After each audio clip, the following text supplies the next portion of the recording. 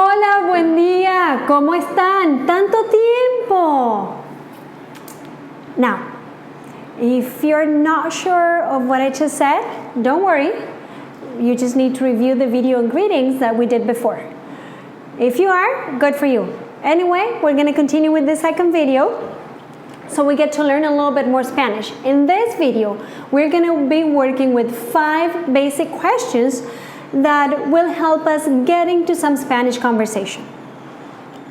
So let's get started right away. I'm going to show you the 5 questions. We're going to work with my answers first to give you an example, and then I'm going to go over each of them with time. So question number 1 that we're going to see today is ¿Cómo te llamas? ¿Cómo te llamas? If it sounds familiar, it's because this means what is your name, so that's a very common question. ¿Cómo te llamas? My question number 2 is ¿Cuántos años tienes? ¿Cuántos años tienes? Now, I would recommend that you repeat out loud with me as you're watching the video. If you were not, please start doing so. Remember, it is very important that you practice out loud. So question number 1, ¿Cómo te llamas? Question number 2, ¿Cuántos años tienes? That is, how old are you? Number 3 is ¿De dónde eres? ¿De dónde eres? That is, where are you from? So far we've got ¿Cómo te llamas? ¿Cuántos años tienes? Y ¿De dónde eres? ¿Dónde vives is our question number 4. ¿Dónde vives? And what we're asking here is where do you live? ¿A qué te dedicas is our last question of the day. This means what do you do for a living? These questions will give you a little bit of a base for you to start having conversations in social situations. So let's see how the answers work. And I'm going to show you my answers first. My first answer here is soy de Argentina. Now, what question do you think is best for this response, soy de Argentina? So that is going to be ¿De dónde eres? ¿De dónde eres? Soy de Argentina. My response number 2 is me llamo Belén. Me llamo Belén. What question would that answer? That is ¿Cómo te llamas? ¿Cómo te llamas? Me llamo Belén. My response number 3 is tengo 35. Tengo 35 is the best, is the response to ¿Cuántos años tienes? And that is my age. ¿Cuántos años tienes? Tengo 35. Vivo en Tamarindo. What question is the best for this answer? So that is, I'll give you a second for you to think about it. It will be ¿Dónde vives? ¿Dónde vives? Vivo en Tamarindo. And my answer number 5, of course, it's the last one we have in here, is soy profesora de español, and that is the answer for ¿A qué te dedicas? ¿A qué te dedicas? I would respond soy profesora de español. Now, let's look at each of these questions in detail, and I'll help you put your answers together. Okay, so our first question is ¿Cómo te llamas? ¿Cómo te llamas? And that's what we used to ask for people's names. The response would be me llamo, and then your name. In my case, me llamo Belén. Me llamo Belén. You might want to be careful with the first word in the answer. Even though it looks like the word me in English, you want to make sure that you pronounce it me. Me llamo and not mi llamo. Me llamo and then your name. Me llamo Belén in my case. Oh, by the way, a piece of advice. Don't translate your name. Like if your name is George, to say me llamo George. Because some people go, okay, but if my name is George, then me llamo Jorge. It doesn't work. Your name is your name. So you just say it as you would like to be called. Me llamo and then your name. you might have heard before, you might have learned from school, soy Belén, mi nombre es Belén. Those are fine as well. Feel free to use them if you feel more comfortable with them. I would recommend you use me llamo, because it is what we use most often. Question number 2. Question number 2 is ¿cuántos años tienes? ¿Cuántos años tienes? ¿Cuántos años tienes? And that is how old are you? Literally, it means how many years do you have, but that's how we ask how old are you. What's the answer for this? You start with the word tengo, and then you say your age. I would respond, tengo 35. O tengo 35 años. You decide if you want to say años, years old, or not. Both options are okay. ¿Cuántos años tienes? Tengo 35. Now, I know you might be wondering, but hey, wait, isn't that rude? I don't want to be speaking Spanish and being rude. Like, do you really talk about age?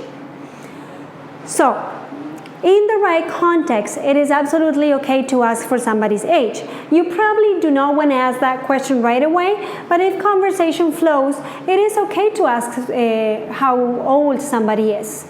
So if that were the case, the question that you need to use is ¿cuántos años tienes? The answer, tengo, and your age, and that is enough. ¿Cuántos años tienes? Tengo 35. Question number 3 is ¿de dónde eres? ¿De dónde eres? And that is where are you from? ¿De dónde eres?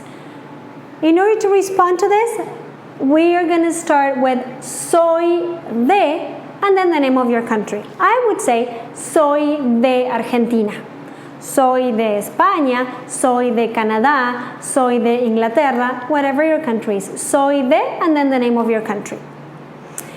Now, I have heard this a lot, and I do have a little piece of advice for this. When people are from the United States, sometimes they would respond soy de and the name of their state. That is not a bad thing, that is okay, but I would recommend starting with the name of your country, and then if people want to know more, you can be more specific later. But if somebody asks, ¿de dónde eres?, I would recommend you respond, soy de Estados Unidos. And then if they say, oh, qué bueno, you know, that's interesting, ¿de dónde? Then you can be more specific and say, soy de, and the name of your state.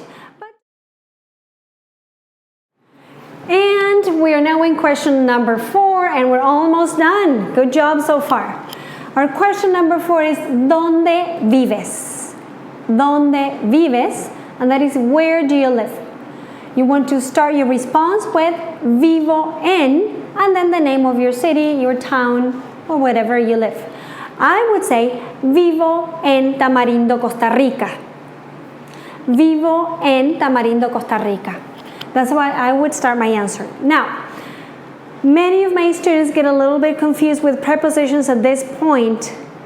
So what I recommend is that we kind of make a riddle of it to repeat it, that we say soy de for our nationality and vivo en for the place where we live.